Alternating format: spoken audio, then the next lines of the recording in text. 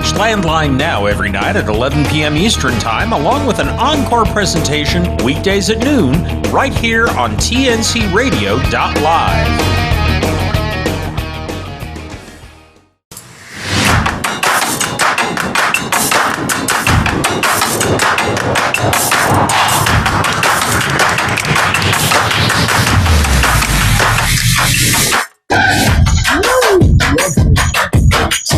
tncradio.live. It's a Friday night. I'm sorry. It's a Wednesday night. Oh, we wish. Yeah, I wish it was Friday night.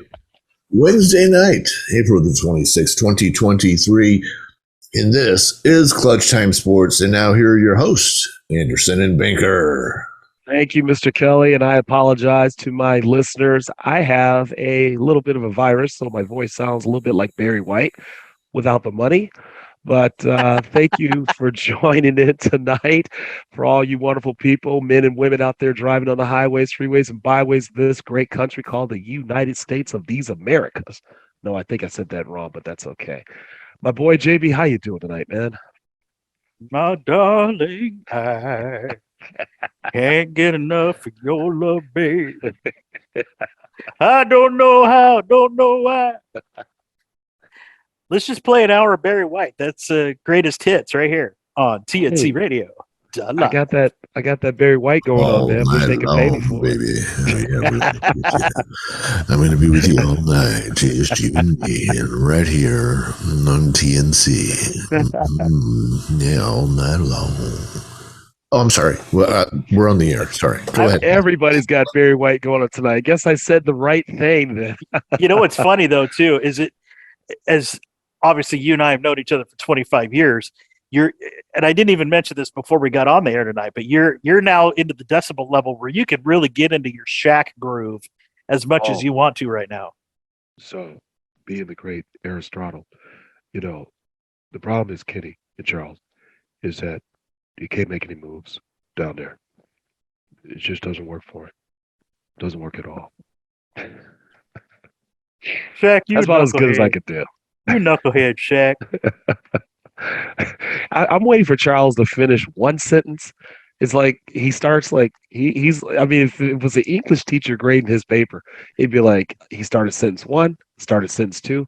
Charles, you started about 5 sentences. Have you finished one yet? I didn't know you could have 5 commas in one sentence. Okay, whatever you say. I love him though. He'll like, let me tell you something, Ernie. Let me tell you something.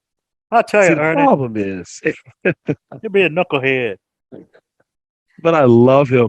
It's so funny. That show is so great that Christiana would never watch the game. She'd hate the game, but she'd always watch that show. Oh yeah. Goes, okay, tell me when that show's on, because she goes, those 4 are just so hilarious. Oh yeah, they're gold for sure. Well, Mr. JB, let's get into a little bit of basketball. Lakers are doing pretty well in the third quarter.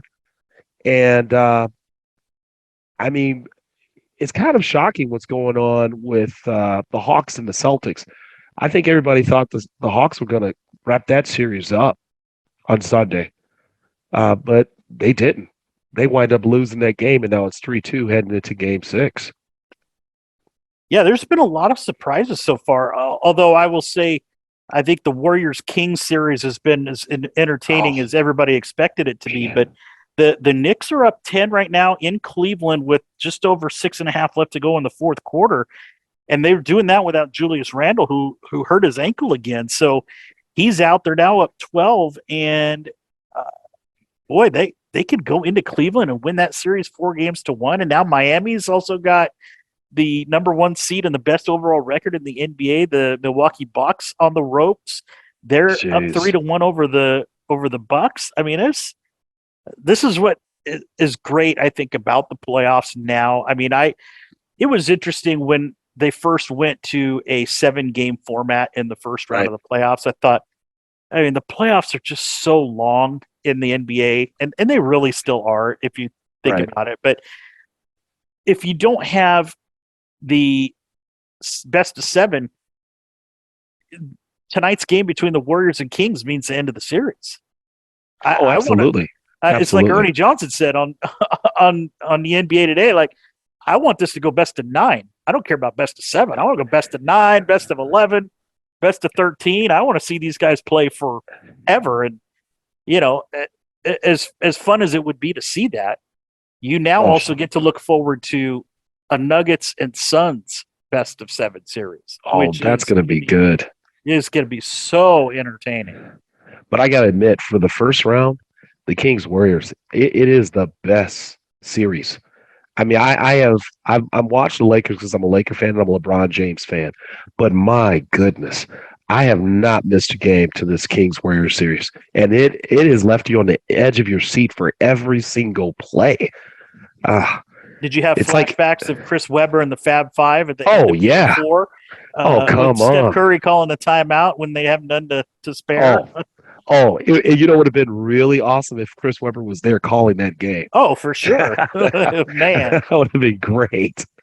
That would have been awesome. But I was having flashbacks of, Chris Webber, Doug Christie, White Chocolate, Jason Williams, Vlade Divac, the other Stojkovic. No. Yeah, Peja Stojakovic. Yeah, Peja Stojakovic.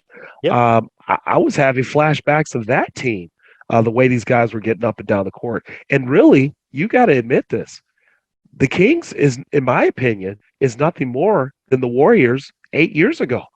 I mean, they're like identical. Yeah, I mean, I wouldn't call De'Aaron Fox the best shooter that's ever lived like Steph Curry is. But it's funny. I've been keeping in touch and texting and talking with our good pal Joey Lynn from Sports Illustrated.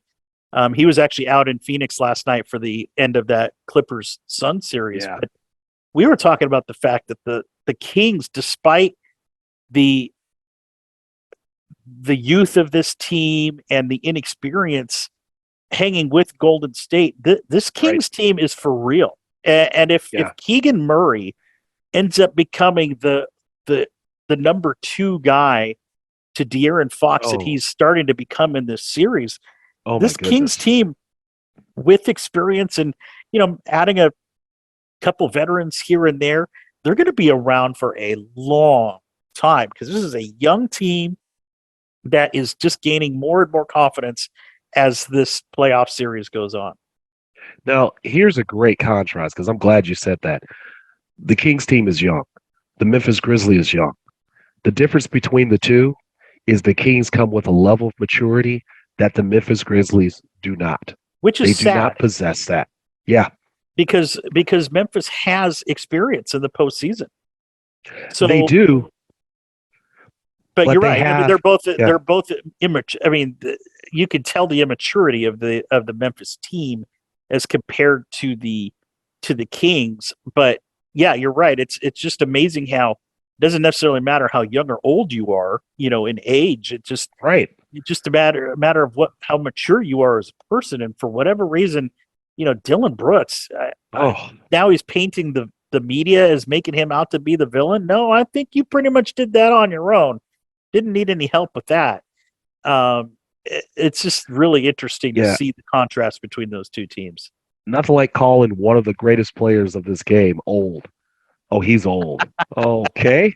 And how many rings do you have? And it's ridiculous. I just can't believe it. But it's the series are great. I'm excited to see if the Hawks can actually tie the series up and force a game 6 or game 7. And I'm hoping that the Lakers will close it out tonight with Memphis. You should have seen them, JB. They were just flashing and talking to the Lakers when they had their 12-point lead. And I'm looking at it, I'm going, you guys realize that this is played 4 quarters, and this is only the beginning of the second quarter, right? Yeah. And if you look at the score right now, it's a 2-point game in the third quarter. And there's that immaturity. They need to get some veterans on this team to help this team grow up because they're just not there. It does show the importance of their missing Steven Adams and Brandon Clark. Oh, big time. If for no other reason to help bring the maturity to the floor that they've been missing. But they've had no answer for Anthony. I mean, Anthony Davis hasn't been killing them per se, but in the spots where Anthony Davis needs to be the guy, he's been the guy, putting getting offensive rebounds, getting much needed shots over shorter defenders. They just have nobody inside to guard the paint, and that's killing Memphis. Yeah, it really, really is. What do you think about the Bucks Heat? I'm feeling sorry for Giannis. Boy, I do too. And speaking of feeling sorry, I feel sorry for all you Clippers fans out there. I really do. I in talking with Joey Lynn, how he is like, you know what? Unfortunately, I'm just kind of over this era of Clippers basketball. All of this promise that we've had for 4 years with Paul George and Kawhi Leonard, and it's brought us 41% of the games played between those two guys over those 4 years. It's so disheartening. I guess I was told today that he did tear his meniscus. Yeah. In the same leg with the ACL. Yeah, Kawhi did. Uh-huh. Jeez. Yep. He can't stay healthy. He can't. And what's sad is that you did see the first game and a half, 2 games, just how much he really can carry a team when he's fully healthy. So how much more do you want to invest in this guy if you're the Clippers? Because I believe both he and Kawhi and Paul George are free agents at the end of the year. In fact, I think Russell Westbrook is too, if I'm not mistaken. Mm-hmm. You are. Tough times. Take us out, JB. All right. Well, we're coming back for the second quarter. We'll be back right here on Clutch Time Sports at TNCRadio.live. TNCRadio.live, your commercial driver navigation station. We're all about the news, information, entertainment, talk radio, music, comedy, and topics truckers want to hear. I'm Shelley Johnson with Tom Kelly. We're talking with retired NASA engineer Homer Hickam, who's the author of Rocket Boys, which inspired the movie October Sky. We're talking with Alex Debogorski. He's one of the original stars of Ice Road Truckers. Chip Davis of Mannheim Steamroller. Music icon and Grammy Award-winning country artist Lee Greenwood. We're speaking with racing legend Mario Andretti. Michael Martin Murphey is a legend on the music scene with wonderful ballads and hits like Wildfire and Cowboy Logic. Curtis Grimes. Michael McDowell, the 2021 Daytona 500 winner. Our guest this afternoon is Tom Bodett. You know the name, you know the voice. The Carolina Monkey Gouger, Jimmy Artis. Today we have the honor of speaking again with Long Haul Paul. Today we have Claire Dunn and Logan Mize with us. Stay tuned and stay safe with TNCRadio.live. Hey drivers, did you hear music on TNCRadio.live that you really liked? Or maybe you heard us interview an author of a book you'd like to read or listen to. You can get the books, music, and other products you hear about by going to our website at www.tncradio.live and clicking on the shopping cart. Oh, no, actually, I was right to start with. All right, welcome back in TNCRadio.live. This is Clutch Time Sports, and this is Kelly's Corner, the second quarter of the show where I have not given the guys any updates on what I'm going to ask them about. Usually these are really kind of opinion questions more than anything else that usually have something to do with sports. Though I reserve the right at some point to, just completely bomb you with something that you have no idea is coming. But tonight we'll keep talking about sports. So, Josh, what do you think about what they did to Tucker Carlson, huh? No, I'm teasing. Wow, you're really getting us into Kelly's Corner there. Oh, wow. No, that's a hot one. We're not going to talk about Tucker Carlson. Hot topic. Yeah. You want to talk about football first? Or you want to talk about baseball first, Josh? Well, come on. I'm always going to go for baseball. All right. We're going to have plenty of time to talk about football, by the way. We'll get into that later. Yeah. So we're not quite done with the first month of the season, but enough to kind of get a feeling for things that are going right and things that are not going right. So let's talk about some of those out there, and you tell me whether or not it's too early or you should pay attention to that particular issue or whatever. Max Muncy out of Los Angeles. Look, we all love to hate the Dodgers. and he got off to a bit of a slow start, and then he's gone nuts. He's amazing. And he's leading the league in homers. Yeah, I mean, the guy is really incredible. Looks like a leader. You know, he pumps up the crowd. He's I don't know. I mean, I'm really impressed with the kid. Your thoughts? Is flash in the pan, or is this guy for real? Maybe. Well, he's certainly for real whenever he plays my Giants.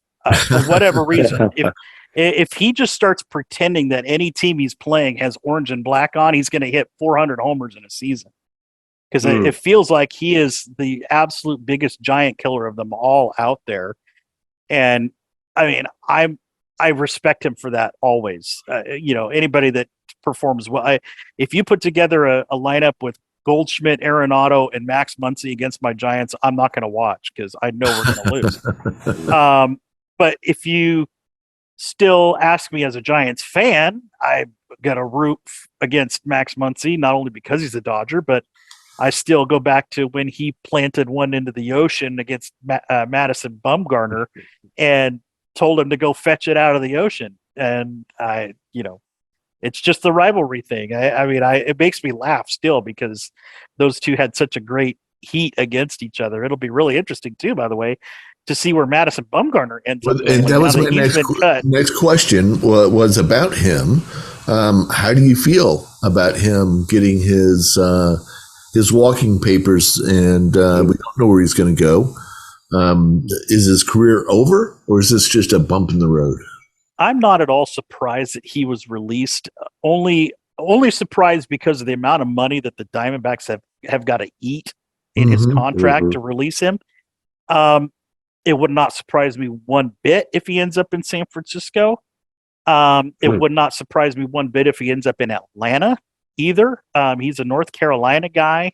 So going back into that area, he grew up, I believe, a Braves fan as a kid. I don't think his career is over. He's only 33 years old still. Right. I think people forget that. He's still a young guy.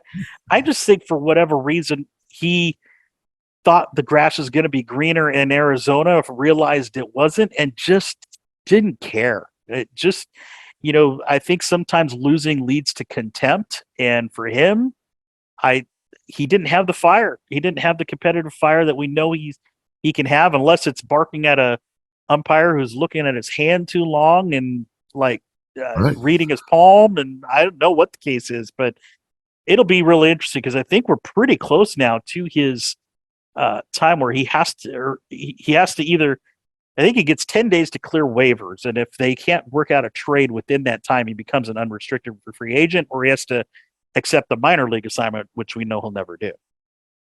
What's the payout of this contract? I believe it was $33 million. Yeah. And the Diamondbacks will have to eat that, and nobody's going to trade for him. No, I don't think so either. So because they'd have to pick up the majority of that contract, right?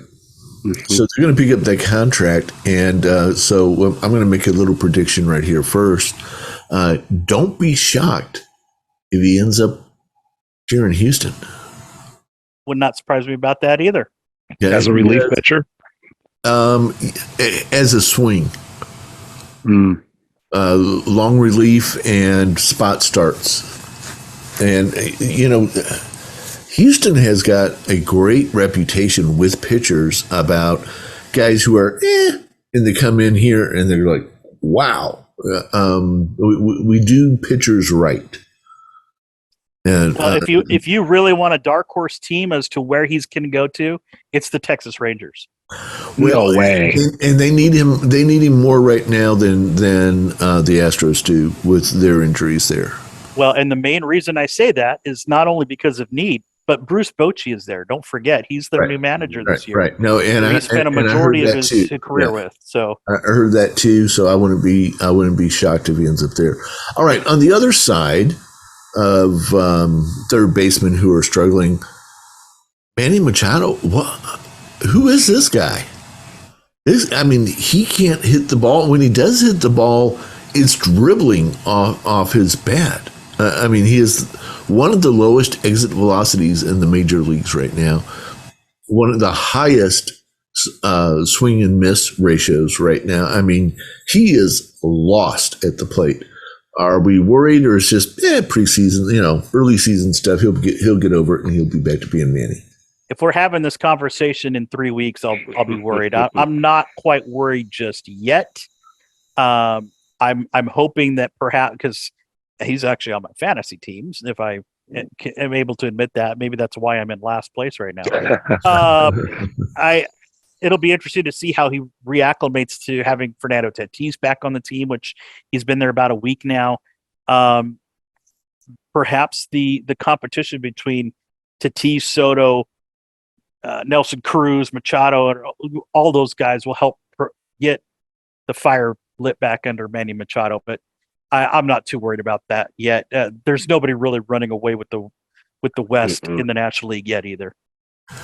In our preseason discussions, we talked about Ronald Acuna Jr. of the Atlanta Braves as a potential MVP in this year. So far, he leads the National League in hits and in steals.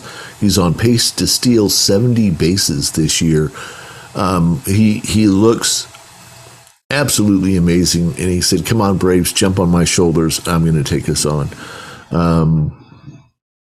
Too much too soon? I mean, is that knee going to hold up? Remember, he's just 2 years out from having that messed up knee, and is he going to make it through this year, or green light this guy, let's go?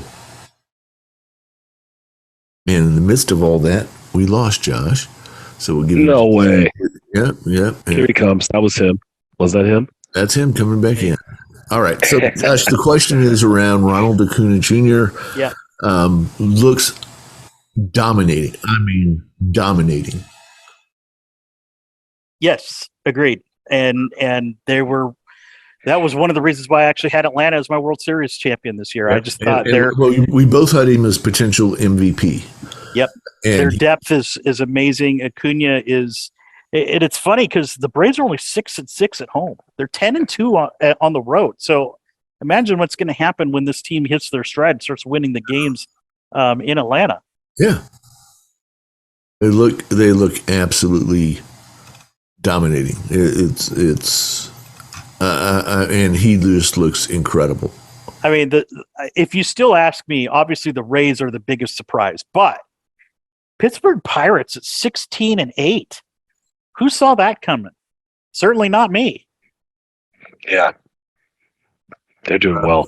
Do you think that's going to last? No, I don't. But it's still a fun story to follow until the tires start falling off that bus. Well, the Rays have lost 3 of their last 5. Who have they lost the last 2 to? The Astros.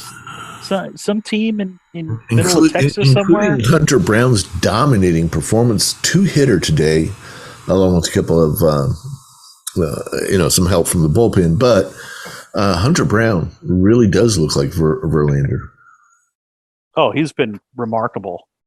So and Baltimore is 16-8 right now. They've been playing really well. The AL Central is just an absolute crap shoot right now. It's this first month of baseball has been very entertaining, I will say. And yet, and here's what this is where I'm going to give myself an extra 2 minutes here to talk about this.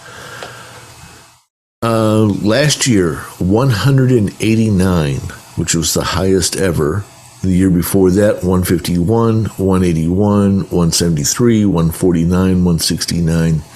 That's the number of injuries in the first month where the players hit the IL. So far this year, 236, 50 more than ever before. The players are. What do you contribute that to? The players are blaming the clock, and this could be enough that they're going to have to come back and rethink some of this clock stuff. The players, they get it, but this is a different style of baseball. This isn't baseball. You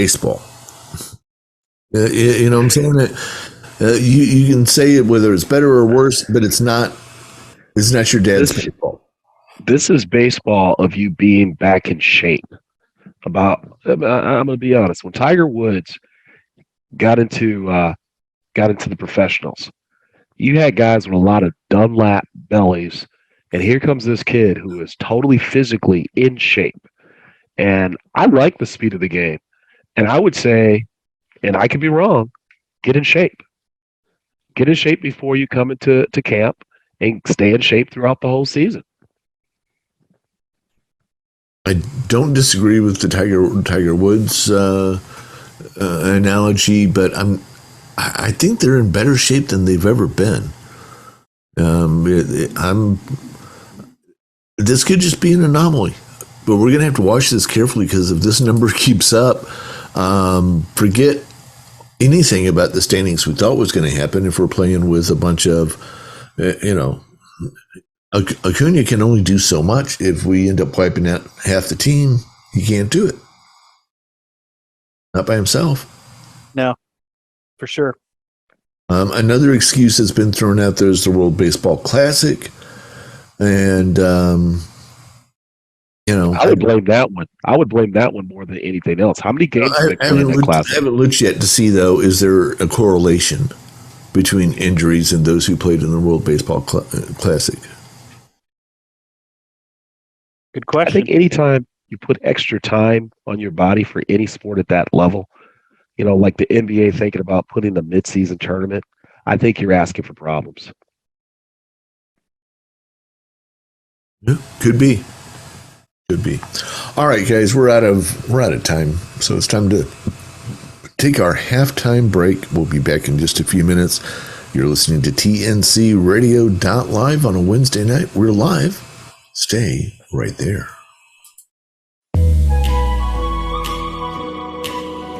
Hi, I'm Dr. Christopher Cortman, and now for the Mental Health Minute. This is the third part on, are you a control freak? And in the first part, we talked about why control can be a very good thing, an important thing. In the second one, we talked about when control goes awry, when it's a bad thing. This time I want to talk about what control does for people, and why do we try to control other people? I have a patient who just returned from a year overseas. She was in Spain with her boyfriend, and she said, I don't like how I'm behaving in this relationship. Early on I read some text messages about his communication with other girls, and it really spooked me. So I found myself trying to control everything he was doing. In Spain, she said, they call that a controladora, a woman who controls too much. And I said to her, well, if you only had a backpack, you would be Controladora the Explorer. But I digress, because I have a daughter and we watch too many Nickelodeon cartoons together. Anyway, back to the point. A control person, a control freak, like anyone else, has a method to their madness. Their behavior is purposeful. Why do people want to control? Well, very simply put, I am too afraid to give up control because I don't know what you're going to do. So when I control your behavior, I feel like I have some more power to influence your choices. That makes sense. Except for one thing. By trying to control her boyfriend, she's only alienating him. She's teaching him that you are not to be trusted. You're not trustworthy. And she hurts his feelings and she demeans him. And she doesn't even like or respect herself. So what's the solution to that? It's always going to be let go of what's not yours to control and make a conscious and deliberate decision to choose to trust the other person. And most importantly, trust yourself. Because if the boyfriend turns out to be less than trustworthy, then it's up to me to make good decisions at that point.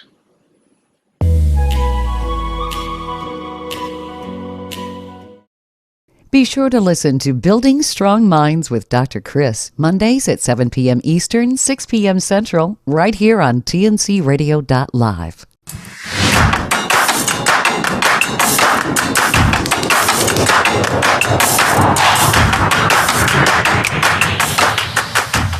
Welcome back in Wednesday night, everybody. Josh Banker alongside Ivan Anderson and our producer engineer, Mr. Tom Kelly, pushing all the ones and twos for us tonight, getting us all ready for the rest of this week.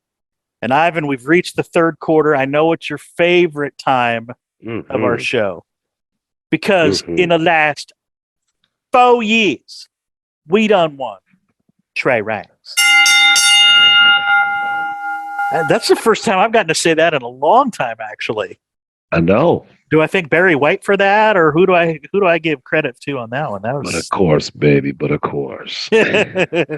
Well, by the way, if you're not keeping up, the Knicks have closed out the Cavs. They beat them 106-95 and win the best of 5 series 4-1. So the Knicks will be awaiting the winner of that Milwaukee and Miami series, which could be very interesting. But let's move on to Trey Ranks, part of the show where we look at 3 things that happen in the world of sports that make us laugh, make us smile, just make us generally happy, or maybe make you go, Well, Ivan, you just never know what can be valuable anymore. And we've talked several times about different stories where, like, Babe Ruth's bat or some of his baseball cards or other souvenirs are being sold for ridiculous amounts of money. But how about this one? Before he was ever on anyone's radar, in 2004, a young 12-year-old signed a baseball after hitting a home run in Little League for his uncle. That uncle's name is Kevin Trout. And that ball that was signed by his nephew, Mike Trout, just sold at auction for $15,000. Wow. Kevin Trout obviously certainly believed in his nephew then and that he could be great. And now it's paid off, literally and figuratively. Can you believe it? So, start saving some of Zarian's, socks and, trophies, and you never know. He could sign and maybe get something when he makes it big. I'm going to let you go through Trey Ranks. I'll come back to that one. Okay. Rank number 2. Now, players do really care about their fans, but this one might be a first, at least that I've heard of. We go to England, and the Tottenham Hotspurs first team squad apologized to nearly 3,000 of its fans after a humiliating 6-1 loss at Newcastle United on Sunday. Not only did they apologize, but they decided to actually cover the match ticket cost for those who made the trip to go see him. The loss left Tottenham in 5th place and unlikely to qualify for next season's Champions League. And it actually also cost interim manager Christian Stellini his job. Newcastle now is currently 3rd in the English Premier League, and Tottenham is behind them. So the loss may not be that surprising statistically, but the fact that Tottenham was down 5-0 in the first 21 minutes of a soccer game was pretty unacceptable. I mean, some would say sitting through 90 minutes of a soccer game is unacceptable, but I digress. So they went out and did something that is pretty unheard of. They basically said, show us that you came and, get us your ticket and we'll pay for your ticket for coming out and see us basically suck. and they did. And so congrats on Tottenham for sucking. I don't know. It's crazy. All right. Rank number 3. So no doubt that most NBA playoff games expectedly have, their star-studded cities like LA and New York bringing in its share of celebrities to the game. Well, the new head coach of the St. John's men's basketball team, Rick Pitino, just happened to be at the Garden for Game 4 of the Knicks and Cavs series. Speaking of those 2 teams that we just mentioned. Now, Pitino, who as many good coaches would do, was networking in the crowd during the game when TV cameras caught him mouthing out his personal cell number to somebody that he was talking to in the crowd, to which lip readers quickly deciphered. And what seemed like could have been disastrous has actually turned pretty positive. Pitino was undoubtedly inundated with messages. In fact, there were over 300 that he said came in from those who read his lips on TV. But he said that most of them were overwhelmingly positive, and he even now has a lead on several new recruits. Oh, wow. So Patino was there to watch his former player Donovan Mitchell, who, of course, played for him at Louisville and is now at Cleveland Cavaliers. But yeah, he said about 95% of those 300 messages were nice and positive, but yes, he does have a new cell number now. So don't even try to go back at the tape and look, because it's still out there. The recording of him mouthing his phone number is still out there if you want to go look and see what his phone number actually was. So that is tonight's Trey Rang. So, Mr. Anderson, I go back to your wanting to comment about this Trout story, how he signed a baseball as a 12-year-old and got $15,000 for it in auction. Well, before I do that, I got to say congratulations to Ronald Reynolds in Wexham, who actually moved up. Remember, he bought that club in England, so they won their league, and so they actually get to move up. They're only two more leagues away from getting to the Premier League. So a big shout out to him. In regards to Kevin Trout, and that whole thing, that's a family heirloom. Anything that my son does, I am not selling, because there's some things that money can't buy. You know, my dad and I used to always say, you know, I got this, it's worth $1 million. Yeah, it's worth $1 million because you have it. Once you get rid of it, you've got your $1 million. It's no longer worth $1 million because you already gave it away. So to me, I would have just kept it and just let people come and see it, maybe put it out in the sports museums, you know, loan it out to sports museums just to show it like, yeah, look, he signed this at 12. No, the one thing we don't know is if maybe that's like one of 30 balls that he has or something. Yeah, but still, it is a little weird. It is a little slimy. I mean, come on. If your dad and mom and your uncles and aunts are selling your stuff, it's a little slimy. Yeah. I mean, I don't know if he had Mike Trout's blessing on this or not, but yeah, it's just amazing though that a ball that was signed by a 12-year-old is now fetching $15,000. Yeah, that's great. And that Mike had enough sense to go ahead and sign that, and that his uncle, like, you know what, I'm going to hold on to this for a little while and see what happens. If you would impress me, hold on to it and say, yeah, I was showing off my nephew's baseball when he was 12. But I don't know. Maybe it's just me and loyalty and things like that. There's certain things you just don't sell. It's just me. Yeah. But also the Rick Pitino one, that was good. I mean, Rick Pitino, I'm surprised he's back in coaching. He's had his up and downs. You know, great coach at Kentucky, great coach at Louisville. Now he's at St. John's. I mean, when you think of St. John's, I have to go back to Chris Mullen days to even think about a St. John type run. So maybe he can revitalize that program. Well, and the word is he was really there because they're talking about making it a more permanent home for St. John's basketball, because as we know, the Garden does play some home games there for the Red Storm throughout their regular season, a few games here and there, but they want to make that more of a permanent facility for them. I guess if they can get the crowd, why not make it your permanent home if you can do it? But yeah, it's interesting to see. You can never be sure. You kind of wonder when you're watching a baseball game and you see, a trainer or a pitching coach or a manager come to the mound for a visit, and you see them with their hands over their mouths. You're like, how could you possibly? Well, Rick Pitino's phone number was said over the airwaves and not audibly, and there were still hundreds of messages that came to his phone because of what he was saying. Can you imagine? Hey, Pitino's giving out his number. Hey, get it. Yeah, seriously. Let's send him a text. Remember that squirrel riding the skis? Let's send him that video. Oh my gosh. Can you imagine? Well, what's interesting is, like I mentioned, send videos of their sons. Well, he's got. It's just what I was going to say is that he does have recruits that he's actually got leads on because of that. So, yeah, man, kudos to the parents or even the player that saw that and said, you know what, I'm just going to reach out. Lord bless it, see what happens. And you never know what could happen. I mean, that would be a movie in and of itself, right there. By the way, the text. Yeah, there you go. You've already got now you got to get the screenplay written for that. Somebody's already taken it just taking it right off of this and go, oh, that's a good idea. Let's take it. And 2 years from now, you hear the text like, hey, we thought of that. Yeah, for sure. Well, that's going to wrap up our third quarter. We're going to start talking about some NFL when we get into the fourth quarter, Mr. Anderson, because we've got a big day tomorrow that we want to highlight for you. We're talking about all of that coming up in our fourth quarter right here on Clutch Time Sports at TNCRadio.live.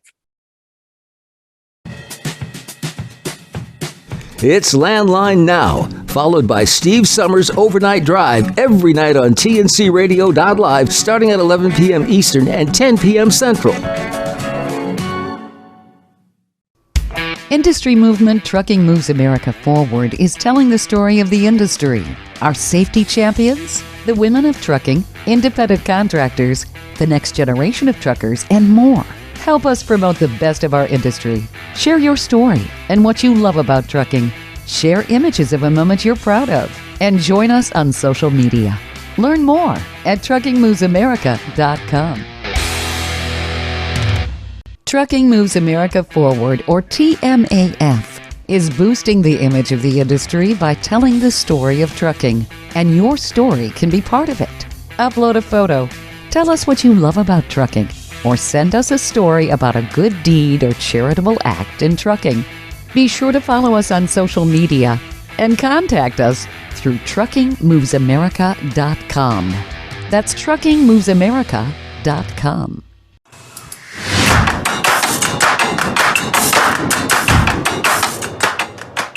Whoa! Welcome back to Clutch Time Sports right here on TNCRadio.live. Josh Banker along with Ivan Anderson and Tom Kelly. And we teased leaving the third quarter, coming into this fourth quarter, that we're going to talk about the NFL. And we want to make sure to mention and hype up the fact that tomorrow you get to hear us again for the second time in the same week. We're going to be on an hour earlier tomorrow at 5 o'clock Pacific time, 7 o'clock Central, 8 o'clock Eastern, 6 Mountain. I don't know what time that is in Hawaiian. I think it's 3, maybe it's 2 p.m. But we are going to be joining Larry Baum from Taillights with the Bombs, and Mr. Tom Kelly, of course, will be joining us as we basically are going to be, 4 dudes just kind of hanging out, talking about the draft as the draft happens for the NFL tomorrow night. It should be an exciting time. And I know, Tom, you wanted to get my opinion or get our opinion on something here. Yeah. What you got? Yeah, I should have done this one maybe for Kelly's Corner, but there is a movie based on the draft day called, of all things, Draft Day. Starring Kevin Costner. Yes. Your feelings on this movie, Josh, you first. Oh boy. I wouldn't be surprised if a lot of it is fairly accurate. I wouldn't be surprised if a lot of it's sensationalized too, obviously, to make it into the movie that it is. But it would be, as you both know, I am a huge wrestling fan, and one of the things that I've always loved and been curious about is not necessarily what goes on in the ring, but what goes on behind the scenes. And what goes on behind the scenes at an NFL draft, and we were talking about this off the air, we're celebrating the 20-year anniversary where the Minnesota Vikings actually missed their pick. What went into all that? I mean, what could possibly have happened to where an NFL pro team is missing their pick? So to go back to answer your question, Mr. Kelly, I enjoyed the movie. I think Kevin Costner is in his wheelhouse when he does sports movies, but whether it's baseball or football or whatever the case may be. So yeah, that's my take on that. And Ivan? Mr. Vontae Mack. What I loved about it is he did a good job of you didn't know what he wrote down at the beginning of the movie. He kept that in the pocket, and regardless of all the crap that was thrown at him, he stuck what he was going to do from day one, and that was draft Vontae Mack. And it's amazing what these ups and downs and things that you go through. You look at all these teams that need different players or they need different positions. And we talked about the 2003 Vikings mistake in not getting it. Well, we're going to have another mistake this year, and it's intentional. The first round, I believe, and I could be wrong, but for the first time since the NFL draft, there's only going to be 31 teams picking in the first round. This is true. One of the 32 teams is on discipline. And so the Miami Dolphins will not get to use their first round pick. And in 2024, they will not get to use their third round pick because of ethics. So, and let's remember that could go even further. They're still investigating. So the Dolphins have already cost themselves, like the Vikings did in 2003. You got 31 teams drafting. And then the shakeout between the Green Bay Packers and the Jets. I think the Jets this year had the number 9 pick or number 8 pick. I don't think they keep that number 8 or 9. Am I right, Josh? The Jets and the Packers swapped first round picks this year. Right. Yeah. So it's going to be very exciting. It is interesting that you bring up Mr. Aaron Rodgers, because that's one of the subjects I wanted to bring up with this final quarter, but also kind of ties into your question, Tom, about draft day and how, all along he was going to select Vontae Mack in that movie. Well, it just goes to show you too, whether that's fictional or not, how much all of these players are sitting on the edge of their seat, because even as much as they think they know what's going to happen, they really never know. And Aaron Rodgers is a perfect example of that, because he was a guy that everybody thought was going to be a top 5 draft pick, maybe top 10. Yep. And all of a sudden he's sitting there, and I think he ended up going 20 in the 20s to Green Bay, when of course he was hoping he'd go to San Francisco because he went to Cal, and that brought on his hatred towards the 49ers, because he's going to make them pay for not drafting him, high and taking Alex Smith instead. And still a regret of mine, by the way, that they didn't do that, but neither here or there at this point. But the intrigue of the draft is always there for me, because who knows, the 49ers may trade Lance too. The Texans may trade down. I mean, it's really going to be interesting to see what happens within the next 24 hours, where we're sitting between now and then. Rumors flying all over Houston today that we're interested in Trey Lance. Yeah. Wow. That better be a lie. That better be a lie. Well, I mean, you got the Chicago Bears picking first, and we know, I mean, is Bryce Young going to be the first pick if the Chicago Bears got if they've got the number 1 pick? I thought it was the Panthers that were taking. Was the Panthers getting the 1 pick? Yeah, they had okay. Yeah, you're right. It was the Panthers. Yeah, you're right. But even then, the rumors have been going around about that pick too, but between Bryce Young and CJ Stroud, and who's going to be taken there. I mean, there's so much intrigue that could still be dependent upon who gets. Who knows? Maybe Lamar Jackson plays a big monkey wrench into this thing tomorrow. Absolutely could. I know why I made the error. The reason why the Panthers have that first pick is by way of Chicago. Yes. So that's my fault. Yeah. Yeah. I mean, it's going to be very. There's even a rumor Will Levis could go number 1 to Carolina. I mean, there's so many things that could go. Will Levis from Kentucky? Kentucky. Yeah. Yeah. He had a hard year. Still, I mean, that guy's got a cannon for an arm. He does. Now, as a Texans fan, Tom, though, would you like to see Trey Lance? I'm guessing no. I think from what I heard earlier. No, absolutely. You don't want Trey Lance, man?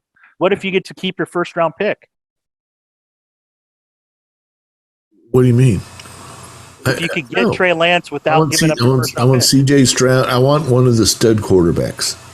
You want Stroud? Stroud would be fine. That would be a good pickup for you. Well, if Trey Lance was healthy or guaranteed to be healthy, would you still rather have one of those guys that are not proven at the? I mean, I guess Trey Lance really isn't that proven yet either on the NFL level. He is not. I mean, he still has game reps there, but I mean, I can understand that. Yeah, but that would be a good pickup for you guys. Right now, they got him, possibly going number 6, but I think he'll move up. Getting CJ Stroud, you mean? Yeah, they've got him, just through the pre-draft, like he possibly would go number 6, but I think he'll move up from 6. Would you trade your first round pick for Lamar Jackson, Mr. Kelly? No. You wouldn't? Really? No. Are you serious? Well, I'd give that a long, hard look if I were myself. Lamar Jackson. We've had so much drama here. We just don't need any more drama queens right now. I just want a hard worker. But your drama is not the players. Your drama is management. That's your problem with Houston. That's always been my problem with them. It's the management. We'll see. So we're going to talk about all this tomorrow, and we're going to have a good time. We're going to rip on Kuiper and anybody else who makes a stupid guess, and we're going to have fun, with these guys. And we're going to get surprised. We're going to get disappointed. There's going to be a trade or a pick or something that's going to make everybody go, "What in the?" Well, and it's always entertaining just to see the reaction of the fans in attendance too, as to what they deem as to be a good or bad pick by their club. Well, yeah, that's true. The thing. If they do not take a quarterback with that first pick, okay, or all right, Lamar Jackson I could see that. If they do not do something like that, they'll have lost so many fans here in Houston. We won't recover. Yeah. Well, hey, we're going to have some fun tomorrow. Join us tomorrow, 5 o'clock Central. It'll be, 5 o'clock Pacific, 7 Central, right here on TNCRadio.live. We'll be joining you, Tom, Ivan, myself, Larry Baum, for the NFL draft. We can't wait. Hope you enjoy us. And Mr. Anderson, feel better, okay? Thank you. See you tomorrow night, guys. Good night. Bye. Do you have the TNCRadio.live app? It's free and easy to download. Just go to app.tncradio.live, Google Play, or the App Store. Get access to live streaming radio developed by drivers for drivers. Download the TNCRadio.live app today.